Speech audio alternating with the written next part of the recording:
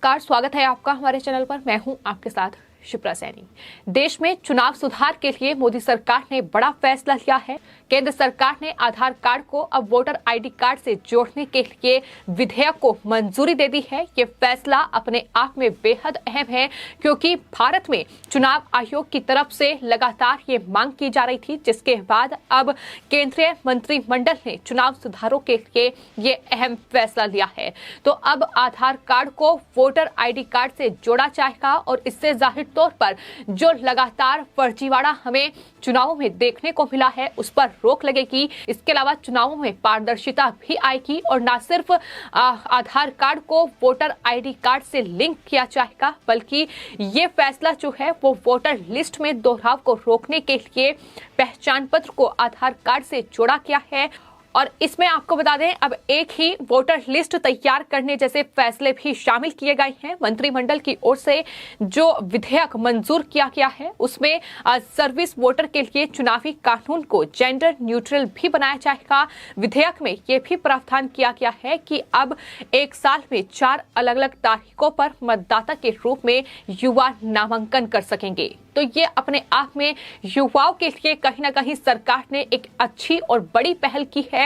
अब तक हमने देखा है कि जो वर्तमान में व्यवस्था है, उसमें 1 जनवरी को कट ऑफ की तारीख होने की वजह से कई जो युवा हैं वो मतदाता लिस्ट से वंचित रह जाते हैं। और ऐसे में एक कट ऑफ तिथि होने की वजह से 2 जनवरी को युवा जो 18 साल की आयु को पूरा करते हैं, वो दरअसल रजिस्ट्रेशन नहीं करा पाते हैं, यानी उनका वोटर आईडी कार्ड जो है वो 1 साल तक नहीं बन पाता है। लेकिन अब ऐसा नहीं होगा, अब उन्हें लंबा इंतजार नहीं करना पड़ेगा। अब विधेयक में सुधार के बाद उन्हें साल में 4 बार नामांकन करने का मौका मिल सकेगा।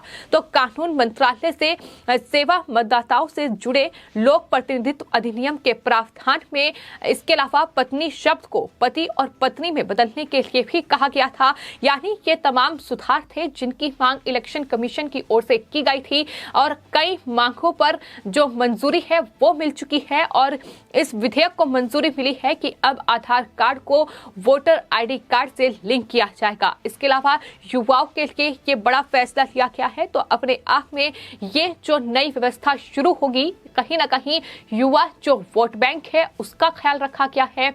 वहीं इलेक्शन कमीशन ने ये मांग की थी कि जिस तरीके से वोटर आईडी कार्ड के आधार पर लोग वोट करते हैं, उसमें फर्जीवाड़ा भी लगातार देखने को मिल रहा था, क्योंकि लोग अगर अपने गांव को छोड़कर कहीं बाहर शहर में नौकरी करते हैं तो वहां भी वो वोट डाल रहे हैं। तो ऐसे में ये साफ है कि चुनावों में फर्जीवाड़ा हो रहा है और यही तमाम वजह थी जिसकी वजह से इलेक्शन कमीशन की ओर से ये तमाम मांगे रखी गई थी। और अब केंद्रीय मंत्रिमंडल में चुनाव सुधारों को लेकर ही ये अहम फैसला किया गया है। आपको बता दें, इस कड़ी में हाल ही में विधि एवं न्याय मंत्रालय ने हाल ही में संसद की एक समिति को ये जानकारी दी थी कि उसका जन प्रतिनिधित्व अधिनियम की धारा 14B में संशोधन का प्रस्ताव है, ताकि रजिस्ट्रेशन के लिए हर साल 4 कट ऑफ तिथि यानी 1 जनवरी, 1 अप्रैल, 1 जुलाई शामिल किया जा सके।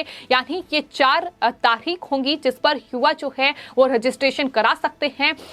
फिलहाल आपको बता दें, इस बात को मंजूरी दे दी गई है कि साल में 4 बार युवा अपना रजिस्ट्रेशन करा सकेंगे। लेकिन कौन सी वो तारीख होगी, इसको लेकर आने वाले वक्त में फैसला लिया जाएगा। जाहिर तौर पर तमाम वजह थी जिसकी वजह से ये फैसला लिया गया है। और हमने देखा है कि जब वोटिंग होती है, जब तमाम चुनाव होते हैं, तो उस वक्त भी किस तरीके से फर्जीवाड़े का आरोप लगता है। तमाम विपक्षी पार्टियां आपस में उलझती नजर आती हैं, फिर चाहे वो पश्चिम बंगाल के चुनाव रहे हों या तमाम दूसरे राज्यों में विधानसभा चुनाव हो, देश में लोकसभा चुनाव हो, लगातार ये तमाम विपक्षी पार्टियां एक दूसरे पर आरोप लगाती नजर आई हैं कि वोटिंग में फर्जीवाड़ा किया गया है। लेकिन अब इन्हीं तमाम सुधारों को लेकर इलेक्शन कमीशन की ओर से ये मांग की गई थी। जाहिर तौर पर ये माना जा रहा है कि इस विधेयक को मंजूरी मिलने के बाद अब चुनावों में पारदर्शिता आएगी, अब चुनाव में सुधार आएगा। अब ये फर्जीवाड़ा जो वोटिंग में चल रहा था, इस पर रोक लगेगी, क्योंकि अब एक शख्स 2 बार वोटिंग नहीं कर पाएगा, एक शख्स 2 जगहों पर वोटिंग नहीं कर पाएगा। ये तमाम सुधार हैं जो माने जा रहे हैं कि आने वाले वक्त में देखने को मिलेंगे। और जिस तरीके से आधार कार्ड को वोटर आईडी कार्ड से लिंक करने की बात सामने आई है, इस विधेयक को मंजूरी दी गई है। आपको बता दें, इससे पहले सरकार पैन कार्ड और आधार कार्ड को लिंक करने का फैसला भी ले चुकी है, ताकि तमाम जो दस्तावेज हैं उनमें पारदर्शिता आए, कोई फर्जीवाड़ा दस्तावेजों में ना हो, कोई फर्जीवाड़ा के आधार पर नौकरी ना ले पाए। तो ये तमाम चीजें हैं जिस पर मोदी सरकार लगातार काम कर रही है, ताकि किसी भी तरीके से देश में फर्जीवाड़ा ना हो पाए। और यही वजह है कि ये तमाम फैसले एक एक कर लिए जा रहे हैं। और अब अगर आधार कार्ड को वोटर आईडी कार्ड से लिंक किया जाता है तो जाहिर तौर पर आने वाले वक्त में जो चुनाव तमाम राज्यों में होंगे, कई राज्यों में विधानसभा चुनाव होने हैं, 2024 में लोकसभा चुनाव होने हैं, तो ऐसे में लोगों के पास अगर वोटर आईडी कार्ड भी होगा तो वो भी आधार से लिंक होगा। हालांकि आपको बता दें, इसमें बड़ा फैसला ये भी लिया गया है कि आधार कार्ड को वोटर आईडी कार्ड से जोड़ने का फैसला जो होगा वो स्वैच्छिक होगा। यानी आप अगर चाहते हैं आधार कार्ड को वोटर आईडी कार्ड से लिंक कराना तो आप करा सकते हैं, अगर नहीं चाहते हैं तो आप नहीं करा सकते हैं। ये भी ऑप्शन जो है वो सरकार की ओर से रखा गया है। तो यही तमाम मांगे हैं फिलहाल इलेक्शन कमीशन की, जिन पर कहीं ना कहीं मुहर लगी है। साथ ही आपको ये भी बता दें कि जिस विधेयक को मंजूरी दी गई है उसमें पत्नी की जगह लिखा जाए जीवन साथी, इसको भी मंजूरी दी गई है। चुनाव संबंधी कानून को सैन्य मतदाताओं के मामले में लैंगिक तौर पर निरपेक्ष बनाने का भी प्रावधान रखा गया है।